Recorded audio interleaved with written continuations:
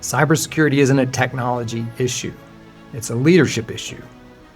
Leadership begins in the mind. Cybersecurity is the study of consequences. What you do or don't do creates an outcome. When the screens go dark, when the alerts start to flood in, and when your phone lights up at 3 o'clock in the morning, everyone looks in one direction, not for answers, for calm, to understand the chaos. Because in those first few minutes, chaos doesn't need speed, it needs composure. It needs someone who can see clearly while everyone else is panicking. That is the leadership in a cyber crisis, the eye of the storm. I remember one night inside of a global enterprise, ransomware, fast-moving, coordinated. Desktops were dying one by one. Executives shouting orders, and engineers typing furiously. But in the center of it, silence. I stood still. I took one deep breath. That pause, that moment of presence, changed everything inside of me. Because my team mirrored it. Panic turned into focus. And in that moment, I learned something. Calm isn't a personality trait. It's a capability. It's what separates leadership from reaction. Now let's be clear about the world that we operate in. Ransomware, it isn't random anymore.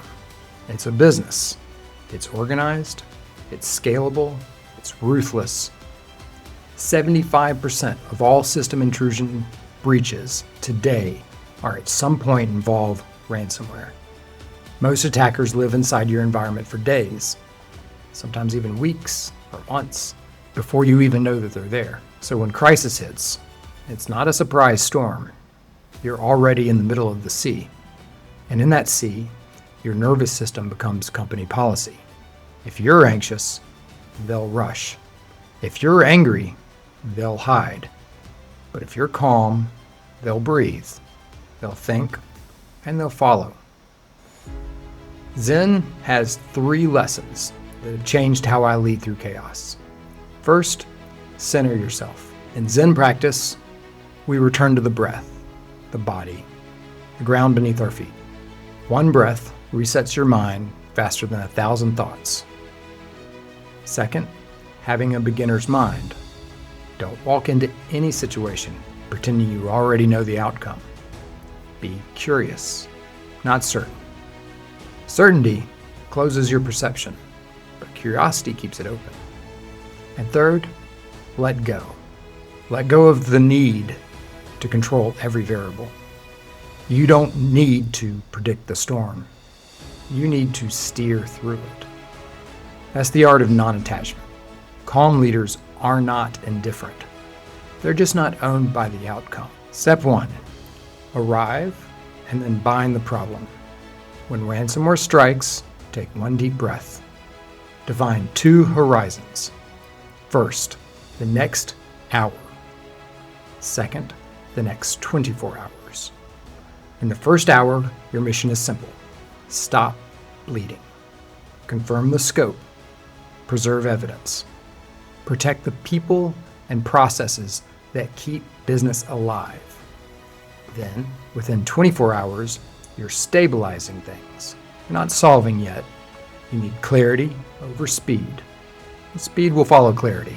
In one financial breach, a panicked CEO ordered a full shutdown. Every switch, every server. It felt decisive.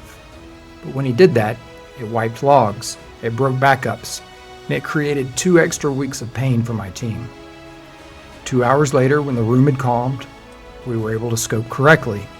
We lost evidence, but precision replaces panic. And what composure doesn't buy is better math.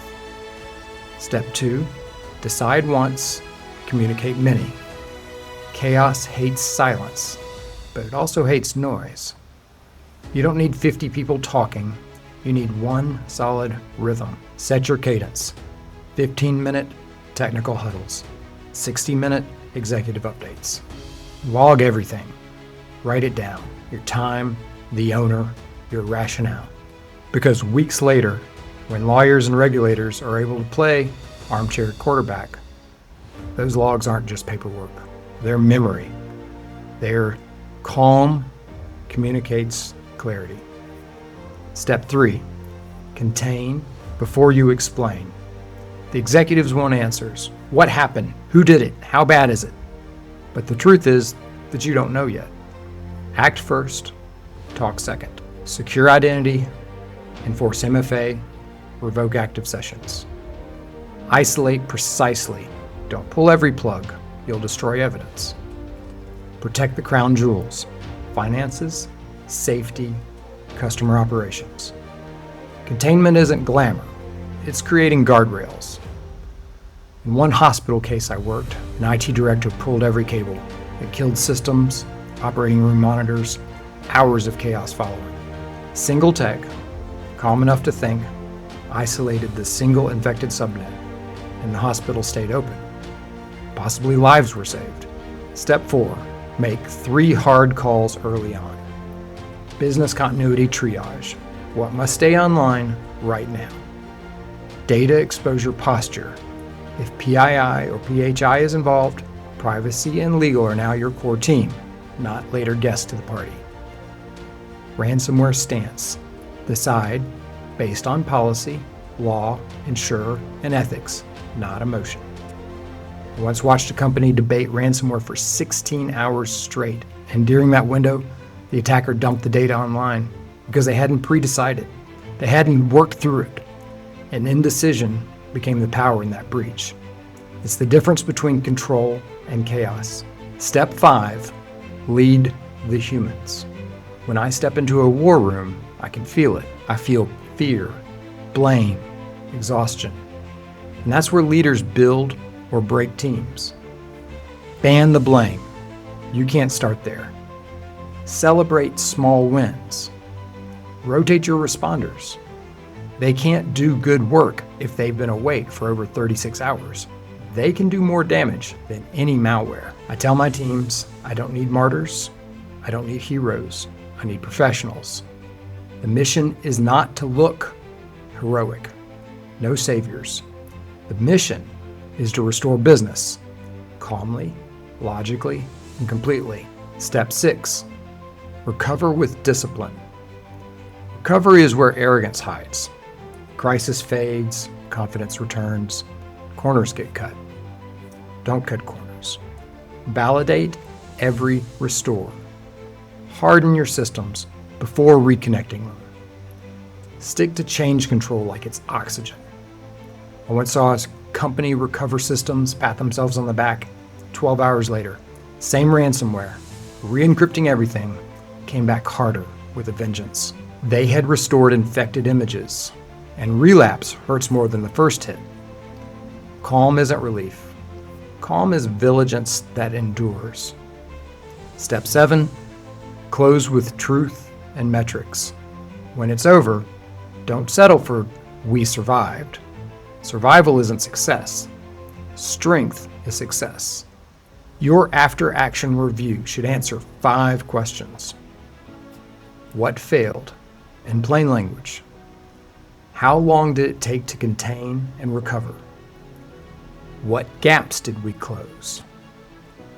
What did this cost versus what risks did we reduce? And what changes will prevent this from happening next time? If you don't exit stronger, you'll pay the full price for a half lesson. Zen has a saying, when the mind is clear, the way is open. Crisis leadership is Zen in motion. Empty mind, full attention. Drop the clutter, focus on your next right move. The ebb and flow, crisis build and then fade. You have to accept this rhythm, don't fight it. Non-attachment, don't cling to what's broken. Learn from it, rebuild, move forward. I've seen leaders lose themselves chasing blame, chasing perfection, but the best ones, they pause, they breathe, and they act with intention. Calm doesn't mean soft, it means surgical. You control the tempo, not the other way around. The executive perspective, if you're sitting at the board level or leading an enterprise, here's what matters most. Invest in readiness before you need it. Create your playbooks, your processes. Have tabletops, simulations, These aren't just compliance checkboxes. These are muscle memory for the team that will be doing the action. Governance equals grace under pressure. Align your executives and your responders before the storm hits. And culture is your control surface. If your people are afraid to report a mistake, you've already lost the breach before it starts. Cybersecurity isn't a technology issue. It's a leadership issue. Leadership begins in the mind. Cybersecurity is the study of consequences. What you do or don't do creates an outcome. The Zen says, you can't stop the waves, but you can learn to surf. Every ransomware attack, every breach, every chaotic midnight call, it's a wave. You can predict it, but you can't outmuscle it. You can learn to ride it. Your breath is your balance, clarity is your compass, and the calm, that could be your edge. Because when chaos hits, a calm leader doesn't just survive the storm. They become the still point that others navigate by. And that's how you lead through a cyber crisis, with precision, with presence, with peace.